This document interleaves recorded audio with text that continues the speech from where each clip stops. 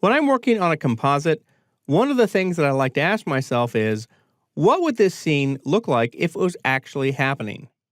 And I like to ask this question even if the story of the composite is obviously a fictional scene that could never be real, such as the case of the man in the bottle in this image. I then try to find answers to that question, and in those answers, I often find ways that I can make the composite look more convincing. So let's take a look at what's going on with our image as it stands now. While we have the photo of the man scaled down to the proper size, and the layer mask makes it look as if he is behind the rock in the foreground, it still looks like a cutout image that's floating on top of the bottle. Now, if I turn the layer of the man off, and we take a look at just the bottle, one thing that's apparent is that there is a noticeable reflection on the glass surface. Plus, there's also the beads of water on there as well.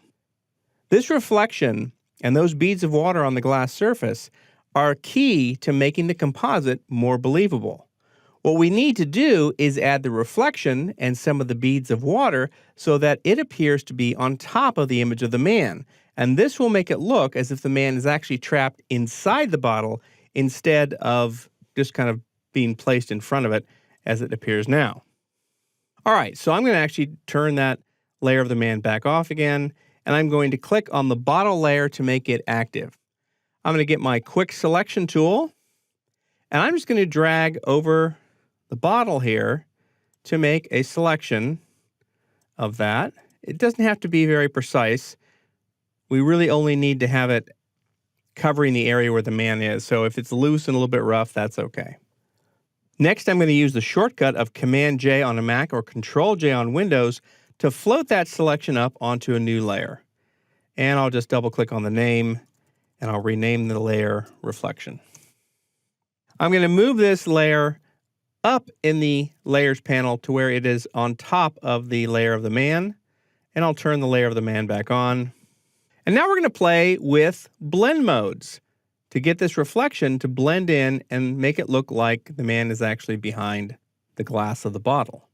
So I'll open the blend mode menu, and the first one I'm going to show you is hard light. That can sometimes work. It's a little bit contrasty here, but in some situations it might work, so I just wanted to point it out to you so you could explore that on your own compositing projects. But really the one that I want to use is screen. So the screen blend mode emphasizes the lighter areas. So it's giving us kind of a double dose of the reflection. So right now it's much, much too light. But if we zoom in close, we can see the beads of water showing up and, of course, the reflection showing up over the image of the man. So that's getting us to the point where we want to be. To address the fact that it is much too light, I'm going to add a grouped adjustment layer to the reflection. So I'll come down to the bottom of the Layers panel. I'll click on the Add Adjustment Layer button, and I'm just going to choose Levels. And in the Properties panel for the Levels adjustment, I'm going to come and click the Clipped Adjustment Layer, or the Grouped Adjustment Layer. And this will ensure that this Levels layer only affects the reflection layer. You can see how it's kind of indented in the Layers panel, and there's a little arrow pointing down to the reflection layer, and the reflection layer has an underline under it. I'm going to bring in the shadow slider on that layer, maybe into about, 35, 36, something like that. And I'm going to move the midtone slider over to the right, and you can see how that is minimizing that brighter quality of the reflection layer. So something like that's looking pretty good. If I click on the preview icon here, you can see how that's blending in. All right. Next, what I want to do is I want to add a layer mask to the reflection layer to edit how it's blending with the rest of the bottle. Because if I turn this on and off, you'll notice that the reflections here kind of up on the shoulder of the bottle are getting really too bright. So I want to edit that out so it's really only affecting the side of the bottle where the man is. So I'll click on the reflection layer, and I'll come down and click the Add Layer Mask button. I'll get my brush tool, and I'll make sure it's a nice soft edge brush. So I'll use that shortcut of Option Control dragging on the Mac or Alt right click dragging on Windows to see that it's a nice soft edge brush. So once again, if you drag left or right, you can resize the brush. If you drag up or down, you can change the hardness of the brush. And what I'm going to do is paint with black, maybe at about 60% opacity up here. And you can see how that's making that shoulder of the bottle less bright there. However, I came over his arm too much, and I need to paint over that, so that kind of matches what's happening with the rest of his jacket there. There we go. That looks pretty good. And I might come over and paint on the top edge of this a little bit, so this is not quite so bright up there. So that looks pretty good. One other thing I'm noticing here that I'd like to change is that if I turn off the layer of the man, we can see that there's a big water droplet right here that just happens to end up on his face. So what I'm going to do is try to mask that out on the layer mask of the reflection here. So let me actually get my brush size a bit smaller. Tap the left bracket key to make it smaller, and I'm painting with black. I'll just paint with this at 100% opacity. And we'll just paint right over there. And you can see how that takes it away.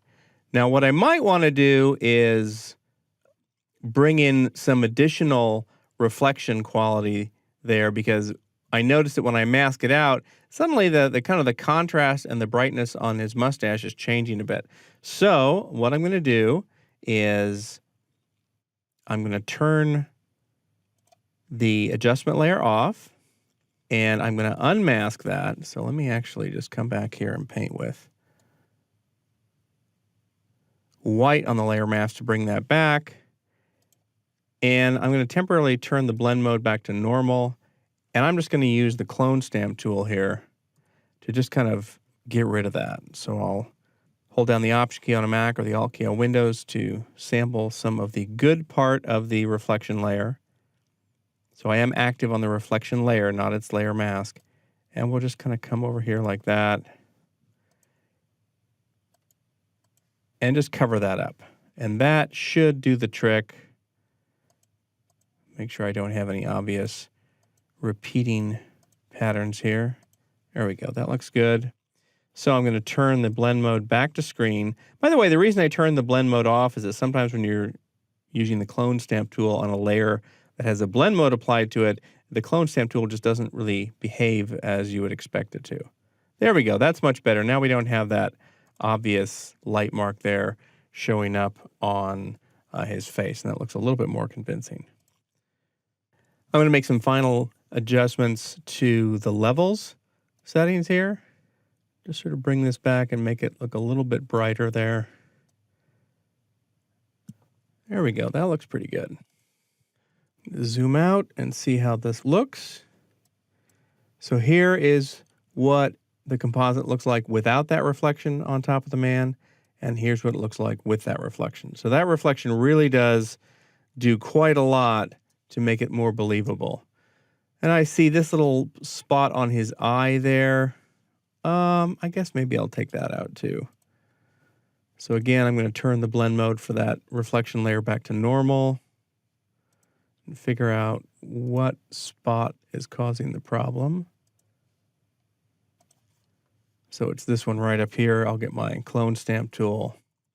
And again, I'm active on the reflection layer. And I'll just take that little droplet out there so we don't have that affecting his eye. There we go. That looks good. And for a final step, I'm going to add a curves adjustment layer over the entire image to just enhance the contrast just a little bit. There we go. That looks good. So the composite's looking pretty good now, and the addition of the reflection has really helped a lot to push it more into that sphere of something that is a little bit more believable and more convincing. There's just a few more final touch-ups we need to make before we can call it done.